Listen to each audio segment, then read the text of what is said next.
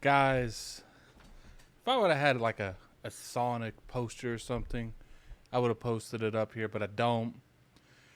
Apparently, Microsoft, in some way, shape, or form, they are teasing a hedgehog on Microsoft Edge's Twitter profile. Let's talk about it. What's going on, you guys? Gaming out here coming at you for another video. Today, we're going to be talking about the potential of the inevitable Microsoft buying Sega.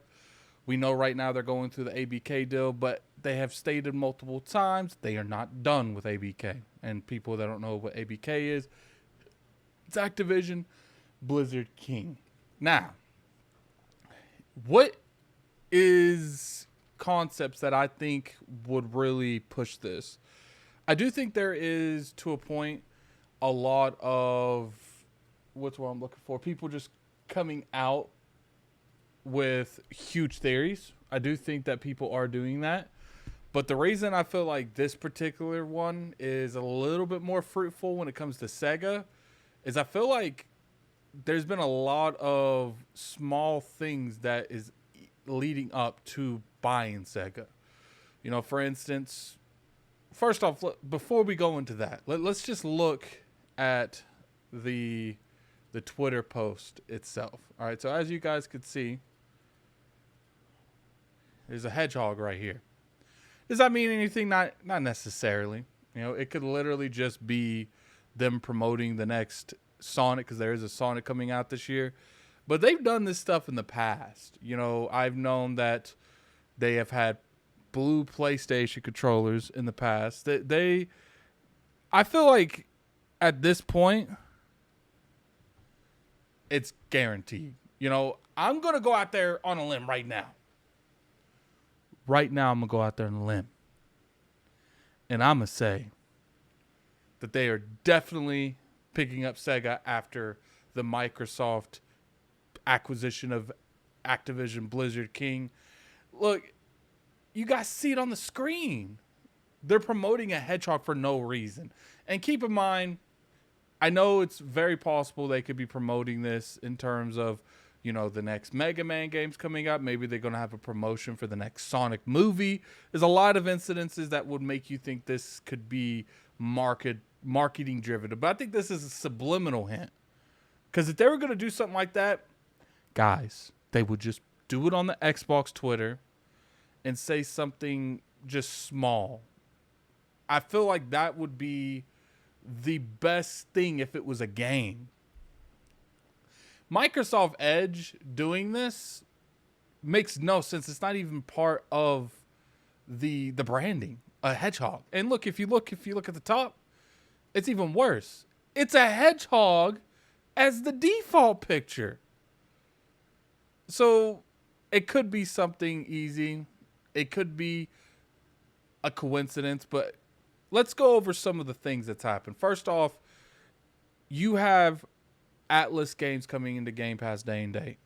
That's a huge thing right there. I would say that is probably one of the biggest things, because why would Sega even volunteer just put Persona 3 Reloaded or whatever it's called on Game Pass day and date? It makes no sense. They could easily get that money later. Why do that? They could just release the game on the platform. Obviously, money does have something to do with it, but I don't think that's, in terms of Sega, it makes a whole lot of sense. The Yakuza games, you know, ever since they've had this giant relationship really blossom up more, all their games have been promoting on the Xbox platform. You got the Yakuza game, you got the new Atlas game, you got showing Persona 3 Reloaded and Persona Tactics on their platform first. It was on their platform, and they even had, like, I don't know if they've officially announced it, but I remember there was like some marketing that people complained about, which, yeah, I get it, that didn't even show the games coming to other platforms. That's why I'm like, there's so much Sega stuff going on. This is what I think. I think Microsoft probably was coming to terms with Sega, with Sammy, about buying Sega from them. And then the Activision Blizzard King deal happened. They put everything on pause. They're like, pause. we need this game company now. We're going to have to put this on hold. And Sega's like, look, man, we still interested. We still want the billions of dollars you're going to give us. So Sega's like, you know what we'll do? Just to show you our commitment to you, just to show you that we want that ring on our finger and we want that money in our bank account, we will exclusively market our games with you. We will put the majority of our games in Game Pass day and date until the deal has went through, and then you could do whatever you wish with them. And we will do that as long as this deal is going through. We'll keep our games in Game Pass. I think there had a Yakuza come out of Game Pass, but went right back into Game Pass or something like that. For the most part, if you go on Game Pass, a lot of those games is Sega. There's a lot of games in Game Pass that's from Sega. All the Yakuza games for the most part, all the Persona games. It's been what? It's been almost a year. Maybe not almost a year. About a year since Persona Royale came to the platform. And I'm curious if you go over and look at PlayStation Plus. I haven't. I don't know.